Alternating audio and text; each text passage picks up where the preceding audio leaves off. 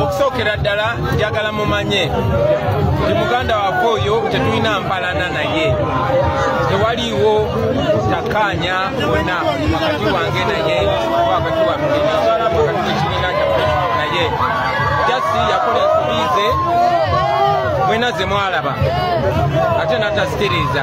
Eyo ensonga lwaki twamuwumuza ku mirimu era ne tweyongerayo, era eyesula twagigalawo dda ne tweyongerayo, naye tetulina mpalana yonna naye. Jasi tetukola naye kubanga yava yetumaliriza yamenya obweso.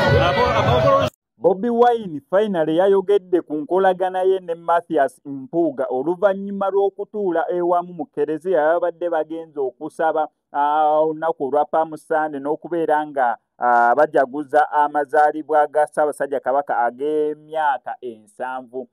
Katikkiro Charles Peter Mayiga ebbugumu oba okutuula kwabwe ababiri yakwongeddemu ebbugumu ku speech gye yasobodde okubeera ng'akola. Naye anategeeza eggwanga nti banini bamaze akaseera kawanvu nga tebakusisinkana nga tebayogerezeganyaamu, n'abasaba enjogerezeganya eyo ekontinuwinge okubeera ng'egenda mu maaso. Okusinziira ku Robert Kyagulanyi Ssentamu yagamba tebalina buzibu na Mathias Mpuuga, ebikolwa bye bye balina nabyo ebizibu, era ebyo we yakola ebyo ebiyawukana n'ekibiina ne basalawo okubeera nga bamwesonyiwa, ekibiina ne kisigala nga kigenda mu maaso.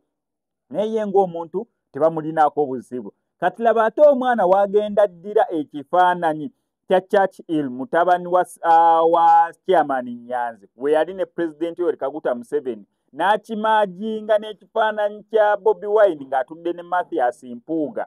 Simanyi yabadde agezaako okubeera ng'ategeeza, naye mu byonna ng'agezaako okugamba nti omwana baamukomerera olw'okusisinkana President Yoweri Kaguta Museveni bwe batakolagana naye mu kibiina kya National Unity Platform.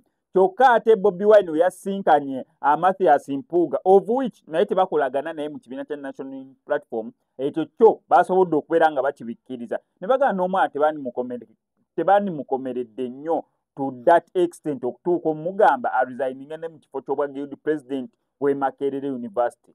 Ensonga zatambuddewo eziti kanzikutereko osobole okubeera nga ozirabirako. Naye olunaku olwaleero lunaku lwa njawulo nnyo. Olunaku olwaleero is my birthday.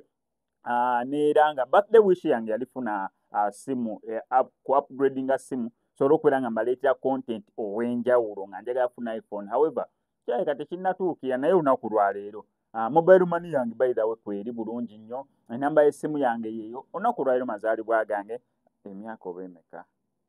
Kyemyaka tukireke.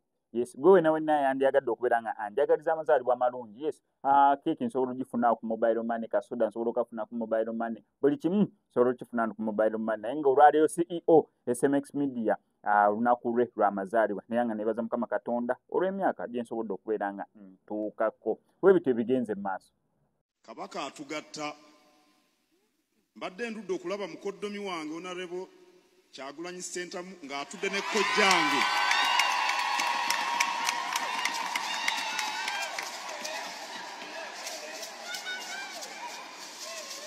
Mukoddomi wange Kyagulanyi Ssentamu mwannyina y'oli gwe yampa, ate Mathias Mpuuga kojjange batuddewo mu bedda banyumya.